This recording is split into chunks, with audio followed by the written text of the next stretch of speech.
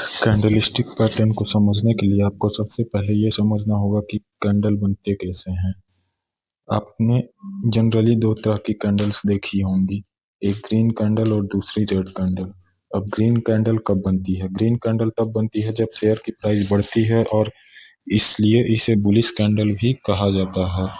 और red candle तब बनती है जब शेयर की प्राइस गिरती है, इसलिए इसे बियरिश कैंडल कहा जाता है। लेकिन इसके अलावा हमें ये समझना होगा कि कैंडल में दो तरीके के पार्ट्स होते हैं। ये जो पतला सा थिन वाला पार्ट्स दिखाई दे रहा है, इसे विक्स कहा जाता है।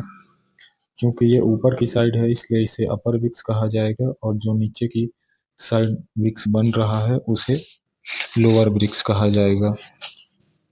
तो कैंडल बेसिकली विक्स और बॉडी से बनती है। तो विक्स आपको समझ में आ गया, जो ऊपर थिन वाला पार्ट है और नीचे थिन वाला पार्ट है, इसे हम विक्स कहते हैं। और दूसरा पार्ट जो है इसको हम बॉडी कहते हैं। तो अब ये समझते हैं कैंडल बनती कैसे है। तो देखिए, ये जो ग्रीन और रेड कैंडल है, इन दोनों के बनने का तरीका थोड़ा डिफरेंट होता है। सबसे पहले ग्रीन कैंडल की बात करें तो ग्रीन कैंडल तब बनेगी जब शेयर की प्राइस बढ़ेगी। और यहाँ पे आपको ध्यान देने वाली बात यह है कि जो कैंडल है यहाँ पर, इसकी जो बॉडी है वो बताती है कि शेयर की प्राइस कहाँ ओपन हुई और कब क्लोज हुई। तो मान लेते हैं ये जो पूरे दिन की कैंडल है, ये कैंडल तब बनेगी जब मार्केट ओपन हुआ, तो उस टाइम शेयर की प्राइस यहाँ पर थी, तो ये इसकी ओपन प्राइस है।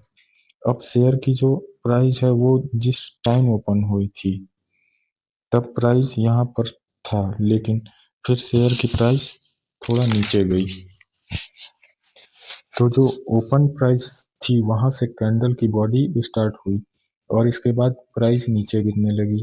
अब गिरकर प्राइस यहाँ तक आई तो ये इसका लो पॉइंट हो गया। तो जहां तक आपको विक दिखाई देगी वो उसका लो पॉइंट होगा। अब हो सकता है कि एक दिन में शेयर की प्राइस यहाँ पर ओपन हुई,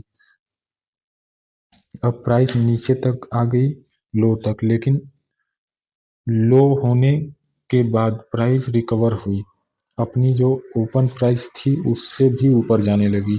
जाते जाते प्राइस यहाँ तक टॉप तक पहुंची, यानी जो विक्स का ऊपर अपर पार्ट है, प्राइस यहाँ तक गई। लेकिन जब मार्केट क्लोज हुआ तब तक प्राइस यहाँ तक आ गई।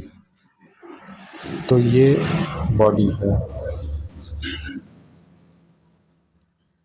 प्राइस जहाँ पर ओपन हुई और जहाँ पर क्लोज हुई वहाँ पर कैंडल की बॉडी बनेगी, और जहाँ तक प्राइस नीचे गिरी थी वो प्राइस का लो पॉइंट होगा, और जहाँ तक शेयर की प्राइस ऊपर गई थी वो उसका हाई पॉइंट होगा।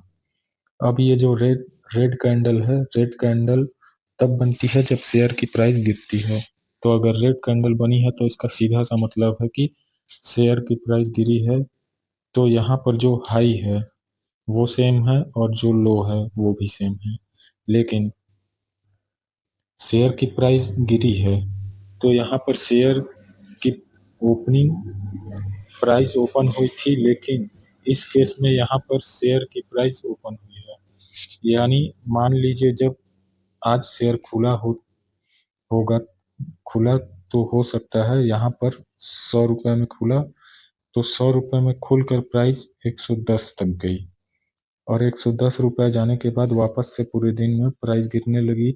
उसके बाद 100 रुपये से नीचे आ गई और प्राइस नीचे आते आते उस दिन 80 रुपये तक आ गई, और फिर जिस टाइम मार्केट क्लोज हुआ